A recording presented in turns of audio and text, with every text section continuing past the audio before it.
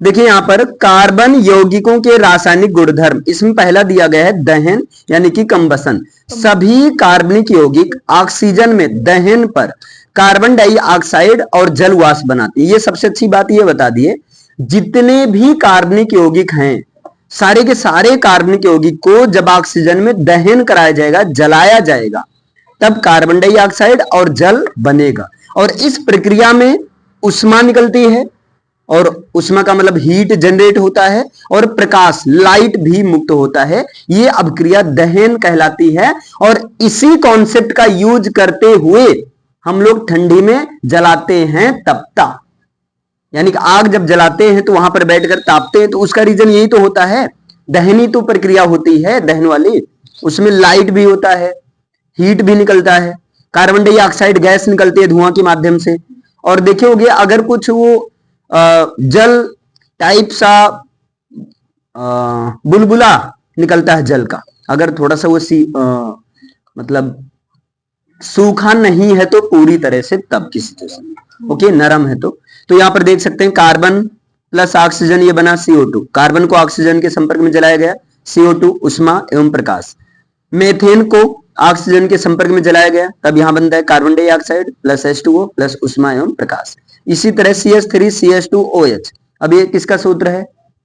ये है तुम्हारा अल्कोहल का, याद रखना। इसी को आप लिख सकते हो C2H5OH। अब जैसे ही लिखा हुआ मिलता है तुरंत दिमाग में आ जाता है, उसी का ये दूसरा रूप है ना। CH3CH2OH ये अल्कोहल है। अल्कोहल को जब ऑक्सीजन के संपर्क में जलाया जाता है तब ये CO2 प्लस H2O प्लस उष्मा एवं प्रकाश। अब आप लोग ध्यान से समझना मैं क्या बात करने वाला हूं। आप लोग देखे होंगे मोबिल में कुछ ना कुछ अल्कोहल की मात्रा होती है, अल्कोहल जैसी कुछ गंध आती है। अरे बताओ भाई। अब यहां पर देखिए कार्बन तथा इसके यौगिक जलने पर बिना अतिरिक्त ऊर्जा के जलते रहते हैं। कार्बन और इसके यौगिक को जब जलाएंगे तब वह बिना अतिरिक्त ऊर्जा के जलते रहते हैं। और ऐसा संतृप्त हाइड्रोकार्बन के दहन से स्वच्छ ज्वाला निकलती है। अच्छा एक चीज याद रखना, जो संतृप्त हाइड्रोकार्बन होगा तो उससे स्वच्छ ज्वाला निकलती है, क्योंकि उनका पूर्ण दहन होता है। संतृप्त हाइड्रोकार्बन का पूर्ण दहन होता है, और जबकि असंतृप्त कार्बन यौगिक से अत्यधिक काले धुएं वाली पीली ज्वाला निकलेगी और इनका पूर्ण दहन नहीं होगा। एक तरह से यहां पर याद रखना, कौन से ईंधन का पूर्ण दहन होगा? तो ऐसे ईंधन का पूर्ण दहन होगा जो कि संतृप्त हाइड्रोकार्बन से युक्त होंगे, और असंतृप्त हाइड्रोकार्बन से युक्त कार्बनिक यौगिकों का या कार्बनिक यौगिक अत्यधिक काले धुएं वाली पीली ज्वाला निकालेगी। ओके, आगे ईंधन क्या होता है? वे कार्बन यौगिक जिनमें ऊर्जा संचित रहती है, ऊर्जा स्टोर रहती है और उष्मा एवं प्रकाश के साथ जलते हैं, ईंधन कहलाते हैं। मतलब ऐसे कार्बनिक यौगिक जिसमें ऑलरेडी ऊर्जा संचित रहती है और जब उनका दहन करवाया जाता है या जब उनको जलाया जाता है तो वो उष्मा और प्रकाश के साथ जलते हैं, तो उसे कहते हैं ईंधन कहते हैं। क्लियर है? अब ईंधन मुक्त ऊर्जा के रूप में जैसे खाना बनाने, फैक्ट्री में, मशीनों को चलाने आदि में इसका प्रयोग करते हैं ईंधन का। जैसे यहाँ ईंधन का उद्देश्य क्या? खाना बनाने के लिए, फैक्ट्री में, मशीनों को चलाने आदि में ईंधन का प्रयोग होता है। अब ईंधनों में कई प्रकार के ईंधन आते हैं, जैसे कोयले, कोक, चारकोल, इन सब में मुक्त अवस्था में कार्बन रहता है। Petrol, LPG, CNG, kerosene, petroleum, प्राकृतिक गैस इत्यादि में संयुक्त अवस्था में ईंधन रहता है ना। वे ईंधन लंबे समय पूर्व जो प्राक ऐतिहासिक पुराने पौधों तथा जंतु यानी कि जीवाश्मों के धरती में चट्टानों की परतों के नीचे दब गए थे, उनके विघटन से बनते हैं जीवाश्म ईंधन। अगर पूछ लिया जाए जीवाश्म ईंधन किसे कहते हैं, तो ऐसे ईंधन जो कि काफी समय पहले है ना पौधे या जंतुओं के धरती में दब जाने से है ना जिन ईंधन का निर्माण होता है उसे कहते हैं जीवाश्म ईंधन कहते हैं। अब जीवाश्म ईंधन में कोयला आता है, कोल। यह कार्बन, हाइड्रोजन और ऑक्सीजन के यौगिकों का जटिल मिश्रण है। याद रखना, कोयला किसका मिश्रण है? कार्बन, हाइड्रोजन और ऑक्सीजन के यौगिकों का जटिल मिश्रण। इसमें कुछ मात्रा में मुक्त कार्बन के साथ नाइट्रोजन और सल्फर भी होते हैं। अब ये और कहां से प्राप्त होते हैं? पौधों, फर्न और पेड़ों के विघटन से बनते हैं, जो लाखों वर्ष पूर्व पृथ्वी में दब गए थे। और एक चीज आप लोग और देखे होंगे, इमली का कोयला सबसे बेस्ट क्वालिटी का कोयला माना जाता है, जो लोग जलाने के लिए यूज करते हैं। आगे देखिए पेट्रोलियम। पेट्रोलियम ग्रीक भाषा के दो शब्द पेट्रो प्लस ओलियम से मिलकर बना है। पेट्रा का अर्थ है चट्टान और ओलियम का अर्थ है तेल, अर्थात पृथ्वी के भीतर चट्टानों के बीच पाया जाने वाला कच्चा तेल या अपरिष्कृत तेल ही पेट्रोलियम कहलाता है। पृथ्वी के नीचे पाए जाने के कारण इसे खनिज तेल या चट्टानी तेल भी कहा जाता है। अब देखो बच्चा, पेट्रोलियम ईंधन दो तरीके से पाए जाएंगे। एक तो प्राकृतिक रूप से, जैसे पेट्रोलियम पाया जा रहा है ना, और एक ये है कि जो कि कृत्रिम रूप से, जैसे हम इमली की हेल्प से हमने कोयला बना लिया। ठीक है, वो तो नहीं दबा था कि हाँ वर्षों पूर्व आप खोद के निकाल रहे हो, ऐसा तो होता नहीं। लेकिन पेट्रोलियम, अब एक तरह से पेट्रोलियम ये ईंधन का बहुत बड़ा सोर्स है। पता है आपको, पेट्रोलियम को काला सोना कहते हैं। आजकल पेट्रोल का इतना इंपॉर्टेंस हो गया है कि पेट्रोल का दाम दुगना कर दो फिर भी लोग पेट्रोल से ही चलेंगे। क्लियर है ना? यहां पर अभी हम लोग के यहां क्या होता है, ये पेट्रोलियम चट्टानों के नीचे पाया जाता है। जैसे आप लोग सुने होंगे, जो बाहरी देश हैं, फॉरेनर देश हैं, कई जगह जैसे सऊदी हो गया या जो दूर दराज के देश हैं, वहां जैसे हम लोग के यहाँ जिस तरह से पानी पाया जाता है, वहां पर उस तरीके से पेट्रोल पाया जाता है, खनिज तेल पाया जाता है, डीजल पाया जाता है। ठीक है, अच्छा, ये कच्चे द्रव के रूप में पाया जाता है। जब पेट्रोलियम पाया जाता है उस समय, यानी कि पेट्रोलियम मूल अवस्था में कैसे रहता है, पेट्रोलियम अथवा अपरिष्कृत तेल के अनेक ठोस, द्रव व गैसीय हाइड्रोकार्बनों का जल, लवण, मिट्टी के कणों के साथ एक जटिल मिश्रण है। यह एक तीक्ष्ण दुर्गंध वाला चिपचिपा गाढ़ा व गहरे भूरे रंग का द्रव होता है। आधुनिक समय में इसकी महत्ता के कारण इसे काला सोना या द्रव सोना कहा जाता है। ध्यान देना, काला सोना या द्रव सोना। काला सोना या द्रव सोना किसे कहते हैं? पेट्रोल को कहते हैं। वास्तव में पेट्रोलियम एक प्रकार का ईंधन है जिसमें बहुत से, मतलब C1 से लेकर C40 तक संतृप्त हाइड्रोकार्बन उपस्थित होते हैं। सोचो, C1 से लेकर C40 तक, दूसरे शब्दों में यह संतृप्त हाइड्रोकार्बन का मिश्रण है। इसके अतिरिक्त इसमें अल्प मात्रा में एरोमेटिक हाइड्रोकार्बन तथा ऑक्सीजन, नाइट्रोजन, सल्फर आदि के यौगिक पाए जाते हैं। क्लियर है ये चीज? मतलब पेट्रोलियम में क्या क्या पाए जाते हैं? तो पेट्रोलियम जो संतृप्त हाइड्रोकार्बन का मिश्रण है, इसमें क्या पाए जाते हैं? कार्बन और हाइड्रोजन के अतिरिक्त इसमें aromatic hydrocarbon, oxygen, nitrogen, sulphur आदि के यौगिक भी पाए जाते हैं। अब ज्वाला क्या होता है? ज्वाला वह क्षेत्र है जहां गैसीय पदार्थों का दहन होता है। ठीक है, अब ज्वाला के ही थ्रू तो गैसीय पदार्थ का दहन होता है। जैसे अगर एक अच्छी ज्वाला निकल रही है किसी पदार्थ को दहन करने से, तो माना जाता है कि वहां से उसका पूर्ण दहन हो रहा है। ऑक्सीजन की मात्रा व ईंधन के दहन के आधार पर ज्वाला दो प्रकार की होती है। ठीक है, ज्वाला जो है कितने प्रकार की? दो प्रकार की। नीली या अदीप्त ज्वाला, पर्याप्त ऑक्सीजन की उपस्थिति में ईंधन का पूर्ण दहन होता है, जिसमें नीली ज्वाला उत्पन्न होती है। याद रखना, अगर पूर्ण दहन हो रहा है, आप गैस में देख सकते हैं, एलपीजी गैस जो घरों में गैस यूज किया जाता है, जब वो पूर्ण दहन होता है तो उसका कलर कैसा रहता है? नीला रहता है ना? लेकिन वहीं पर जब खत्म होने वाली रहते तो लाल जलने लगती है, किंतु प्रकाश उत्पन्न नहीं होता है। ठीक है, जैसे गैस स्टोव में एलपीजी का दहन, ये इसका बेस्ट एग्जांपल। दूसरा, पीली या दीप्त ज्वाला क्या है? अपर्याप्त वायु की पूर्ति की उपस्थिति में, जब मतलब पर्याप्त वायु नहीं रहता तब ईंधन का पूर्ण दहन होता है, जिसके कारण जले कार्बन कणों का निर्माण होता है और पीले रंग का प्रकाश उत्पन्न करते हैं, जैसे मोम के वाष्प का पिघलना। ओके, आगे देखते हैं ऑक्सीकरण क्या है। ऑक्सीजन के ग्रहण, ये पहले भी बताया गया है पहले चैप्टर में। ऑक्सीजन के ग्रहण करना और हाइड्रोजन के त्यागने की प्रक्रिया ऑक्सीकरण कहलाती है। ओके, सीधा ये चीज याद रखो। जैसे आप एग्जांपल यहां देख सकते हो, एथेनॉल। एथेनॉल में क्या हुआ? CH3CH2OH था। ठीक, क्षारीय पोटेशियम पैरामैग्नेट प्लस उष्मा, और या अम्लीय पोटेशियम क्रोमेट प्लस उष्मा की हेल्प से इन्होंने क्या किया, एक ऑक्सीजन ग्रहण कर लिया और ये बन गया एसिटिक अम्ल CH3COOH। क्लियर है। आगे देखते हैं यहां पर एसिटिक अम्ल को ही क्या कहते हैं, एथेनोइक अम्ल। इसके पहले आपने पूरा समझा था, IUPAC नाम है ये एथेनोइक अम्ल, और एसिटिक अम्ल क्या है, साधारण नाम। सेम एथेनॉल IUPAC नेम में है और इसका साधारण नाम एथिल अल्कोहल होता है। आगे देखिए, कुछ पदार्थों में अन्य पदार्थों को ऑक्सीजन देने की क्षमता होती है। इन पदार्थों को ऑक्सीजन मतलब ऐसे पदार्थ है ना जो कि ऑक्सीजन देते हैं, या इनको हटाओ यार, आगे चलते हैं। योगात्मक अभिक्रिया, वह अभिक्रिया जिसमें अभिकर्मक का पदार्थ में किसी छोटे अणु के त्याग के बिना ही पूर्णतः योग होता है, योगात्मक अभिक्रिया कहलाती है। जैसे देखो यहां पर ये चीज है आपका, ठीक है, यहां से क्या हुआ, बिना किसी त्याग के योग हो गया इन अभिक्रिया का, तो ये होगी योगात्मक अभिक्रिया।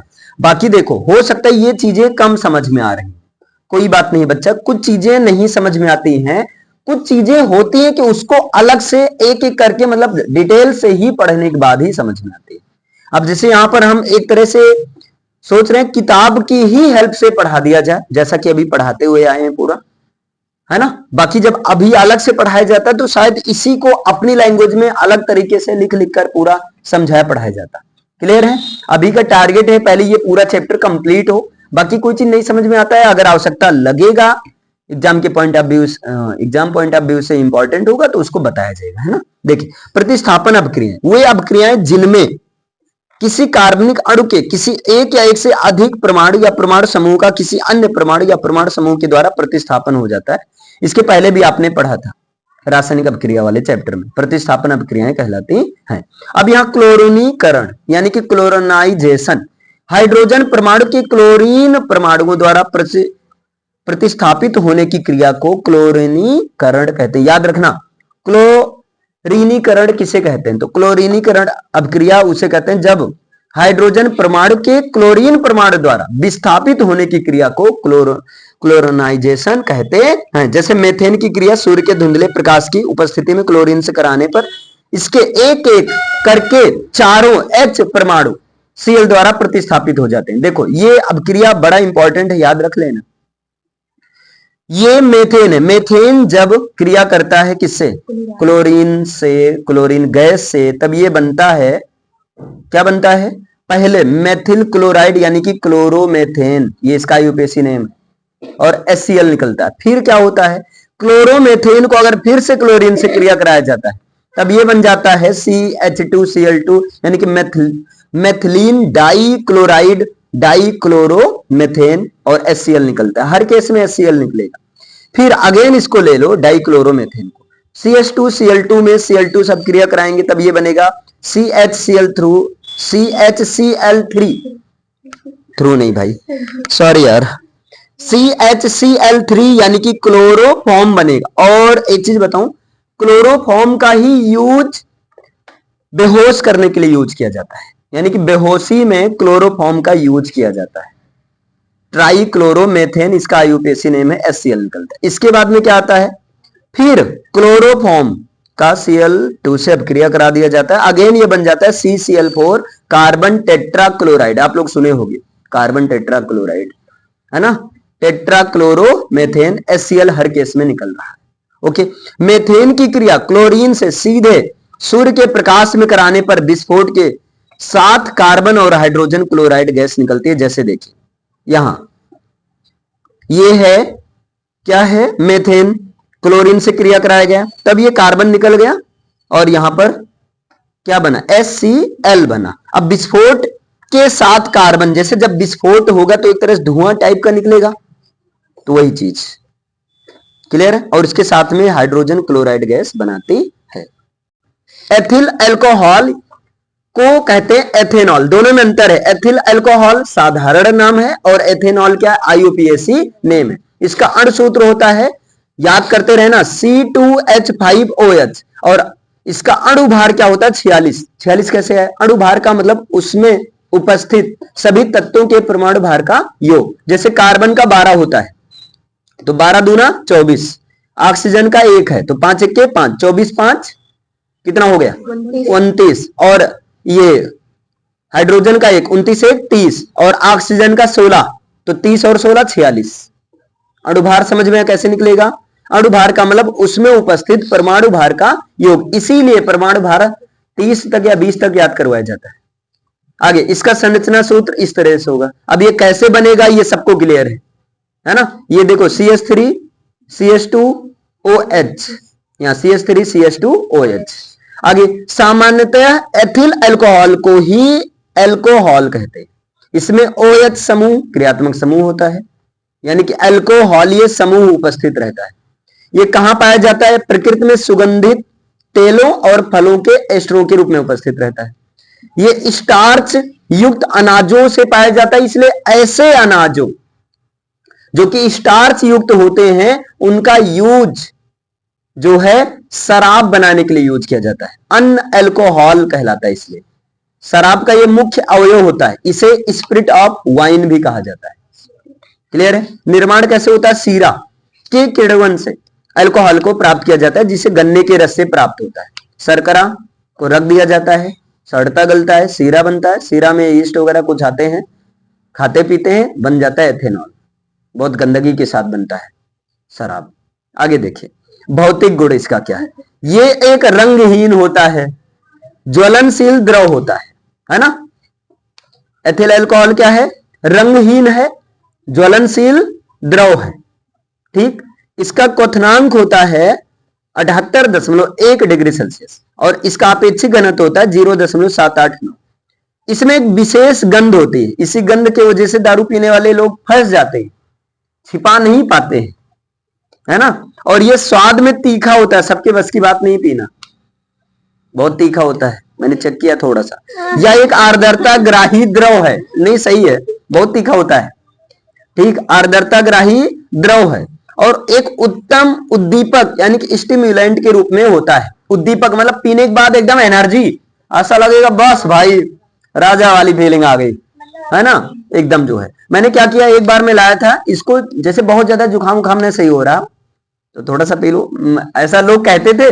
मैंने एक दिन लाया और थोड़ा सा, भाई मैंने क्या गलती कर दिया, मैंने ऐसे समझो 2-4 बूंद गिलास में, उसके बाद पानी भर दिया उसमें पूरा, और पी रहा हूं यार, तीखा लग रहा, अजीब लग रहा, फेंक दिया पूरा।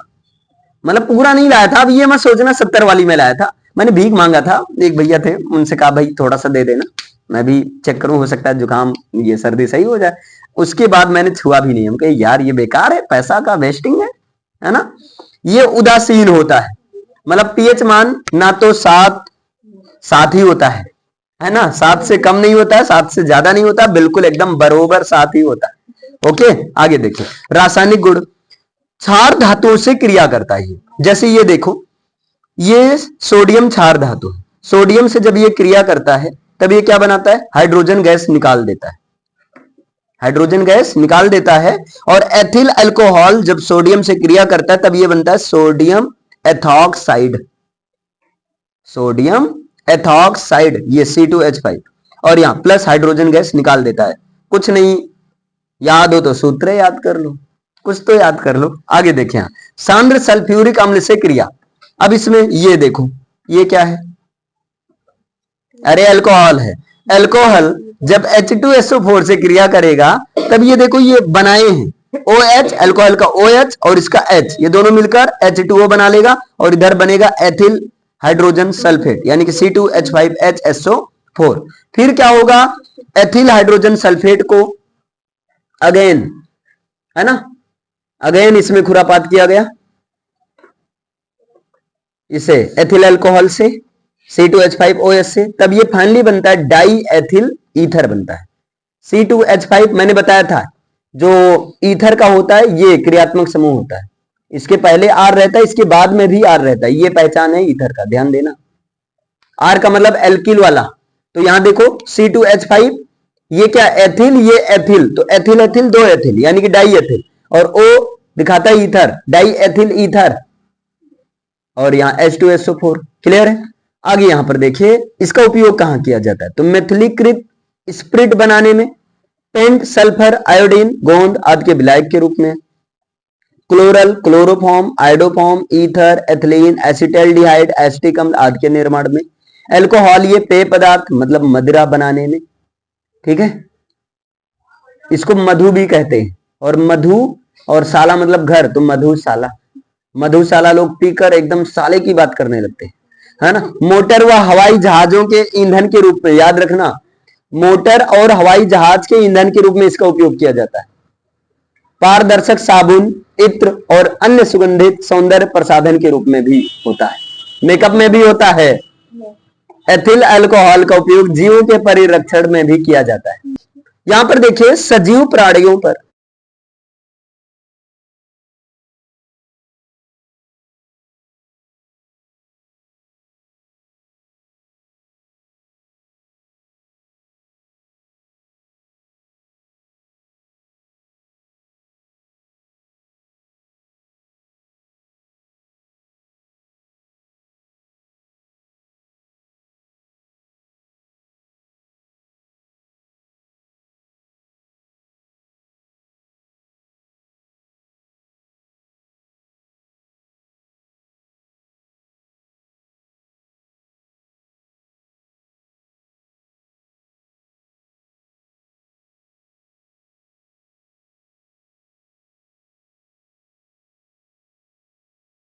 चलिए भाई, यहां पर आवाज नहीं आ रही थी। खैर,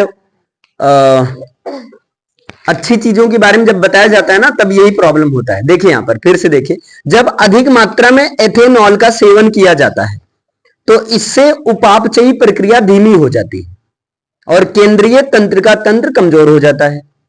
इसके फलस्वरूप समन्वय की कमी, मानसिक दुविधा, उनीदापन, सामान्य अंतर्बाध का कम होना और भाव शून्यता आती। भाव शून्यता मतलब लोग होश खो देते हैं। यद्यपि व्यक्ति राहत महसूस करता है, लेकिन उसे पता नहीं चल पाता कि उसके सोचने समझने की क्षमता और मांसपेशी बुरी तरह प्रभावित हो जाती है हुई। मतलब व्यक्ति को लगता है यार 70 वाली पीकर जो है 70 गम भुला दो, टेंशन दूर, मोह माया। और लोगों, मैंने देखा लोगों को प्यार से एकदम पीकर सो जाते हैं, ठीक है, उनको कोई फर्क नहीं है। आगे देखिए, यहां एथिल अल्कोहल के पीने के रूप में दुरुपयोग को रोकने के लिए इसमें मेथिल अल्कोहल, पिरीडीन या कॉपर सल्फेट मिलाकर इसे विषैला बना दिया जाता है। यह विषैला अल्कोहल मेथिलीकृत स्पिरिट अल्कोहल कहलाता है और यह प्रक्रम अल्कोहल का विकृतीकरण कहलाता है। मेथिलीकृत स्पिरिट का प्रयोग विलायक के रूप में किया जाता है। अब देखिए, एसिटिक अम्ल या एथेनोइक अम्ल, यह होता है सिरके का अम्ल। इसका सामान्य नाम है सिरके का अम्ल या एसिटिक अम्ल। इसका अणु सूत्र है CH3COOH, अणुभार है 60। संरचना सूत्र क्या है, ये C फिर H3 फिर यहां ये ऐसे ऐसे, ठीक है ना। क्लियर है। आगे ये संरचना सूत्र आप लोग दिमाग में सेट करना, क्योंकि इसका याद करने कोई तरीका नहीं। एक तरीका है, जैसे अगर आप पहले से अलग से याद किए होंगे, COOH का अगर संरचनात्मक में इस तरीके से लिखा जाता है, फिर CH3 आपको पता ही है, बस मिला। क्लियर। सांद्र एसिटिक अम्ल का पृथक्करण सर्वप्रथम स्टाहल ने सन 1700 में किया था। 1845 में कोलबे ने इसे इसके तत्वों से संशोधित किया था। एसिटिक अम्ल सिरके का मुख्य अवयव होता है, इसीलिए इसको सिरके का अम्ल भी कहते हैं। इसी की उपस्थिति के कारण सिरके का स्वाद खट्टा होता है और अल्प मात्रा में यह पसीने में भी उपस्थित रहता है। तो सिरके की व्यवस्था हो गई। अब देखिए भौतिक गुण।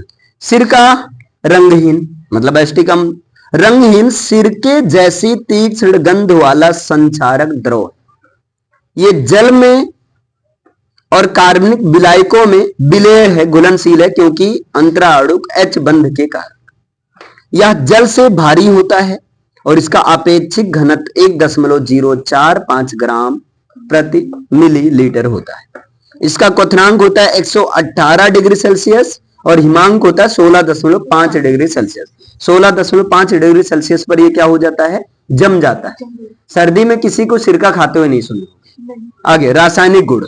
अम्लीय गुण पहला है, जल में एसिटिक अम्ल आयनित होकर H+ आयन देता है। जैसे देखो ये H+ आयन और ये एसिटेट आयन, याद रखना हाइड्रोजन आयन और ये क्या एसिटेट आयन है। एस्टरीकरण क्या है? देखो, सांद्र सल्फ्यूरिक अम्ल H2SO4 की उपस्थिति में एसिटिक अम्ल तथा एथिल अल्कोहल की क्रिया कराने पर एथिल एसीटेट और जल का निर्माण होता है।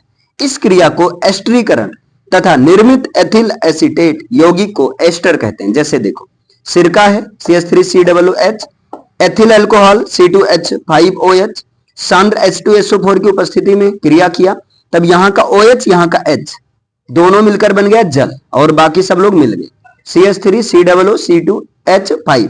तो ये एथिल है, ये एसीटेट, एथिल एसीटेट, इसी को कहते हैं एस्टर। क्लियर है? और इस प्रक्रिया को कहते हैं एस्टरीकरण। आगे देखिए, एस्टर अम्ल या क्षारक की उपस्थिति में अपक्रिया करके पुनः अल्कोहल एवं कार्बोक्सिलिक अम्ल बनाता है और इस अपक्रिया को साबुनीकरण कहते हैं। याद रखना, एस्टर अम्ल और क्षारक की उपस्थिति में अपक्रिया करके, है ना। तो यहां पर देख सकते हैं आप, एस्टर का एक एग्जांपल है, यहां पर स्टीयरेट के रूप में है CH2COCOC17H35, CHOCOC17H35, CH2OCOC17H35, ये क्या है? स्टीयरेट के रूप में वसा है। जब ये क्षार यानी कि NaOH से क्रिया करता है तब ये साबुन बनाता है। तो साबुन ये C17H35COO Na, ये हो गया सोडियम, ये हो गया स्टीयरेट। सोडियम स्टीयरेट नाम का साबुन बनाता है, जबकि साबुन कई प्रकार का होता है, सोडियम पॉमिटेट होता है, अभी सोडियम स्टीयरेट ही समझो, है ना। फिर यहां पर ये निकल जाता है CH2OH, CHOH, CH2OH, यानी कि ये ग्लिसरीन है। ये क्या है? ग्लिसरीन। समझ में आया साबुनीकरण क्या है? आगे, इस अपक्रिया का प्रयोग साबुन बनाने में किया जाता है। जैसे आप एथिल एसीटेट NaOH से जब क्रिया करता है ना, तब ये क्या बना? C2H5OH plus CH3COO Na। ये तो एक हो गया नॉर्मल साबुन, लेकिन यहां पर वसा की हेल्प से बनाएगा, यहां पर किसके हेल्प से बनाया गया? Ethyl acetate. एथिल एसीटेट को NaOH से क्रिया कराया गया, तब वो क्या हुआ? ये C2H5 की जगह Na आ गया, तो ये क्या बन गया? CH3COO Na, मतलब सोडियम एसीटेट नाम का साबुन, और इधर एथिल अल्कोहल। क्लियर है? आगे, कार्बोनेट एवं बाइकार्बोनेट के साथ अपक्रिया करता है। जैसे ये एथिल एसीटेट नहीं है बल्कि सिरका है, एसिटिक अम्ल है CH3COO Na। ये जब एसिटिक अम्ल Na2CO3 सोडियम कार्बोनेट से क्रिया करता है, तब क्या हुआ? यहाँ H की जगह आ गया Na, यानी कि CH3COO Na plus CO2 plus H2। फिर क्या हुआ? CH3COOH जब सोडियम बाइकार्बोनेट से क्रिया करता है ना, जब इस सोडियम बाइकार्बोनेट से क्रिया करता है तब CH3COO Na और CO2 गैस निकलता है, H2O बनता है। अब देखिए, इसका उपयोग कहां किया जाता है? किसका? एसिटिक अम्ल का उपयोग प्रयोगशाला में विभिन्न यौगिकों के रूप में, जैसे सफेदा, एसीटोन, एसीटेट, साल्ट बनाने में, सिरके के रूप में मतलब अचार बनाने में, रंग, कागज, रेशम के उद्योग में, विभिन्न कार्बनिक अभिक्रियाओं में विलायक के रूप में, सेलुलोस एसीटेट और पॉलीवाइलिन एसीटेट कृत्रिम रेशों के निर्माण में, रबड़ के स्कंदन में, इसके लवड़ों का प्रयोग औषधियों में होता है, EDTA के निर्माण में। ओके, देखिए यहां पर उच्च अणुभार वाले कार्बन यौगिक साबुन या अपमार्जक होते हैं। याद रखना, उच्च अणुभार वाले कार्बन यौगिक के रूप में दो होंगे, या तो साबुन यानी कि सॉप, अपमार्जक का मतलब डिटर्जेंट। याद रखना, डिटर्जेंट को अपमार्जक बोलते हैं। उच्च अणुभार वाले मोनोकार्बोक्सिलिक अम्लों के सोडियम और पोटेशियम लवण साबुन कहलाते हैं। साबुन और डिटर्जेंट में अंतर समझो। साबुन किसे कहते हैं? उच्च अणुभार वाले मोनोकार्बोक्सिलिक अम्लों के सोडियम, है ना, जैसे सोडियम के रूप में सोडियम स्टीयरेट के रूप में यह साबुन है, या जो है पोटेशियम, अगर सोडियम की जगह पोटेशियम लेंगे तब क्या हो जाएगा? पोटेशियम स्टीयरेट के लवण जो है साबुन कहलाते हैं। जबकि लंबी श्रृंखला वाले कार्बोक्सिलिक अम्लों के अमोनियम या सल्फोनेट लवण अपमार्जक कहलाते हैं। अपमार्जक की लंबी श्रृंखला हाइड्रोकार्बन श्रृंखला का निर्माण तेल या वसा से ना करके पेट्रोलियम से किया जाता है, इसलिए अपमार्जक सस्ता मिलता है साबुन के कंपैरिजन में। क्लियर है? डिटर्जेंट सस्ता पड़ जाता है साबुन के कंपैरिजन में, क्योंकि साबुन में खासकर नहाने वाला साबुन ये उच्च अणुभार वाले वसीय अम्ल से बनाए जाते हैं। तो जिस प्रकार के वसा से बनाए जाते हैं, उसी प्रकार के वसा का उसमें एक तरह से जैसे महक रहता है ना। आगे देखिए, साबुन तथा अपमार्जक का निर्माण। वसा अम्लों के ग्लिसरॉल एस्टरों को जलीय सोडियम हाइड्रोक्साइड के साथ गर्म करने पर साबुन का निर्माण होता है। वसा अम्ल या वसा अम्ल के रूप में क्या लिया गया, देखिए CH2OCO C17H35, फिर नीचे CHOCO C17H35, फिर नीचे CH2OCO C17H35। ये क्या है, स्टेरेट वसा है, याद कर लो, स्टेरेट वसा। इसमें क्रिया कराया गया सोडियम हाइड्रोक्साइड से, तब ये बना साबुन। साबुन में क्या बना, C17H35 COONA, यानी कि सोडियम स्टेरेट नाम का साबुन बना। इसके साथ में CH2OH CHOH CH2OH, ये बन गया ग्लिसरीन, इसी को ग्लिसरॉल भी कहा जाता है, चाहे ग्लिसरॉल बोलो चाहे ग्लिसरीन बोलो। क्लियर है। यहां पर देखिए, वसा प्लस सोडियम हाइड्रोक्साइड, जब ये अब क्रिया करेगा तो साबुन प्लस ग्लिसरॉल बनेगा। क्लियर है। अब यहां पर देखिए, इस प्रक्रिया में सह उत्पाद के रूप में कौन आता है, ग्लिसरॉल। पूछा जाता है ग्लिसरॉल का सूत्र क्या होगा, ग्लिसरॉल या ग्लिसरीन। साबुन के अणु की संरचना, तो रासायनिक रूप से साबुन के निम्न दो भाग होते हैं। एक तो अध्रुवीय हाइड्रोजन भाग, ये वो भाग होता है जिसमें जो कि वसा में विलय होता है, तो वसा में विलय होने वाला भाग अध्रुवीय हाइड्रोकार्बन भाग, इसे जो है जल विरोधी या वसा स्नेही भाग भी कहते हैं। दूसरा ध्रुवीय हाइड्रोकार्बन भाग, यानी कि ये भाग जल में विलय होता है और इसे जल स्नेही अथवा वसा विरोधी भी कहते हैं। तो जल में घुलने वाला भाग ध्रुवीय हाइड्रोकार्बन भाग होगा, और जल में ना वसा में घुलने वाला भाग क्या होगा, अध्रुवीय हाइड्रोकार्बन भाग होगा। क्लियर। अध्रुवीय को कहते हैं जल विरोधी और वसा स्नेही, जल का विरोधी वसा का स्नेह करने वाला, और यहां पर जल स्नेही वसा विरोधी, उल्टा। अब यहां पर आप देख सकते हैं साबुन के एक अणु की संरचना कुछ ऐसे होती, जैसे यहाँ CH3 C17H35 COO, तो यहाँ देखिए COON ये दिया गया, और C17H35 इसे जीवन रेखा की तरह दे दिया गया। क्लियर है। ये जल विरोधी भाग है, सोडियम स्टेरेट नाम का साबुन है, ठीक है। ये जल स्नेही शीर्ष है, इस तरह से ये बनता है। जल विरोधी पूंछ ऐसा रहता है, ठीक है। अब ये कौन से साबुन की बात हो रही, C17H35 COON। इस तरह से चित्र को भी दिमाग में सेट किया जाता है, लेकिन चित्र को दिमाग में सेट करने के लिए चित्र बनाकर सेट होता है। आगे देखते हैं साबुन की स्वाच्छिकारक प्रक्रिया, यानी कि साबुन कैसे काम करता है। साबुन के अणु लंबी श्रृंखला वाले मोनो नहीं कार्बोक्सिलिक अम्लों के सोडियम एवं पोटेशियम लवण होते हैं। साबुन के अणु क्या होते हैं, लंबी श्रृंखला वाले कार्बोक्सिलिक अम्ल की, या तो सोडियम के साथ या तो पोटेशियम के साथ होंगे। जल में घोलने पर ये कार्बोक्सिलेट आयन के रूप में आयनित हो जाते हैं, और इस आयन के दो भाग होते हैं कार्बोक्सिलेट के, ये देख सकते हैं आप। एक तो होते हैं हाइड्रोकार्बन श्रृंखला, यानी कि जल विरागी जल विरोधी, और दूसरा आयनिक भाग यानी कि जल रागी जल स्नेही, वही जो अभी इसके पहले हुआ था। साबुन को जल में घोलने पर, जब साबुन को जल में घोला जाएगा तब ये आर का मतलब वही, अरे एल्किल ग्रुप COO, ठीक है, RCOO ऋणायन कोलाइडी RCOO माइनस ऋण आयन कोलाइडी कणों के रूप में एकत्रित हो जाते हैं। इन कणों में कार्बोक्सिलेट आयन का ध्रुवीय ऋणावेशित सिरा जल की ओर आकर्षित करता है, जबकि अध्रुवीय हाइड्रोकार्बन श्रृंखला केंद्र की ओर आकर्षित होता है। इसको आप चित्र से समझो तो ज्यादा सही रहेगा। एकत्रित होकर एक संरचना बनाती है, और इसी संरचना को मिसेल कहते हैं, और मिसेल का निर्माण पानी में इमल्सन के कारण होता है। आप ये मिसेल की संरचना आप देख सकते हैं, इस तरह से होता है। याद रखना, स्वाच्छिकारक प्रक्रिया आ जाए तो मिसेल जरूर बनाना, ठीक है।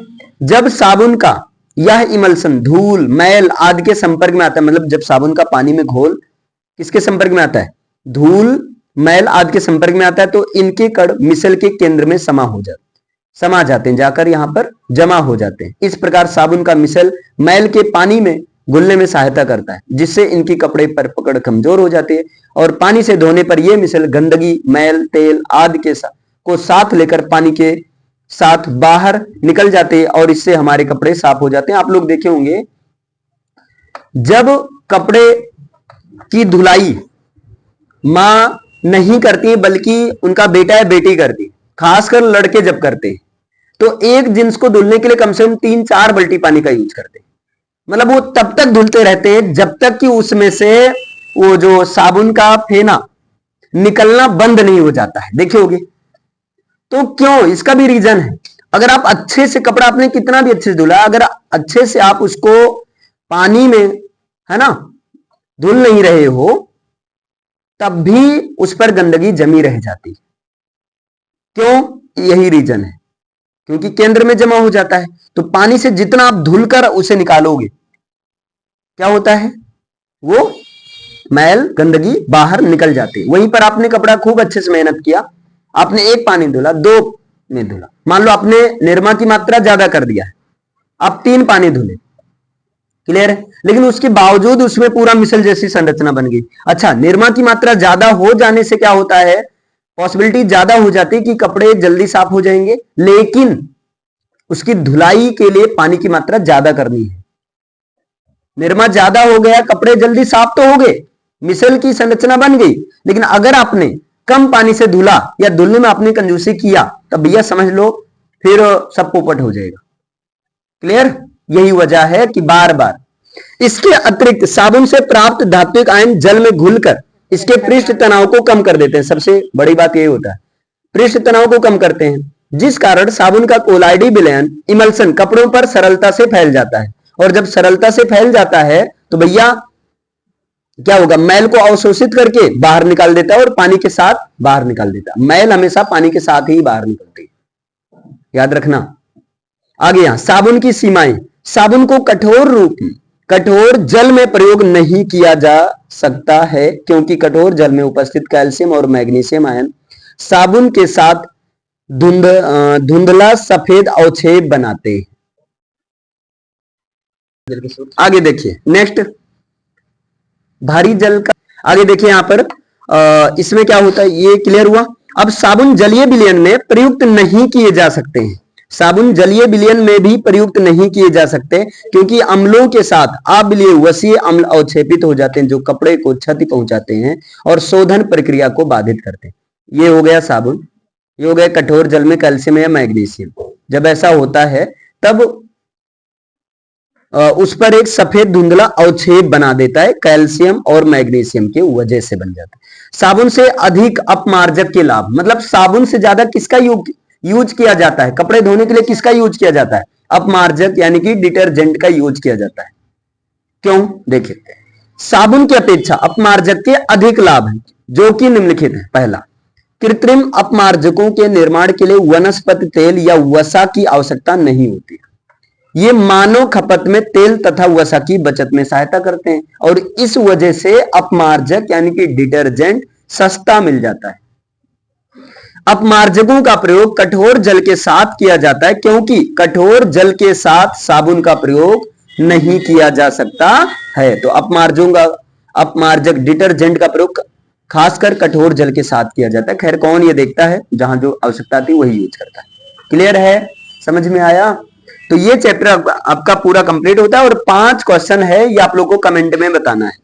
कार्बनिक यौगिक के दहन से क्या बनता है, एथेनॉल के ऑक्सीकरण पर कितने उत्पाद प्राप्त होते हैं, संकलन अपक्रिया में प्रयुक्त उत्प्रेरक क्या है, कोल का संगठन क्या है, अदीप्त ज्वाला कैसे होती, आए तो ठीक, ना आए तो और ठीक। ओके।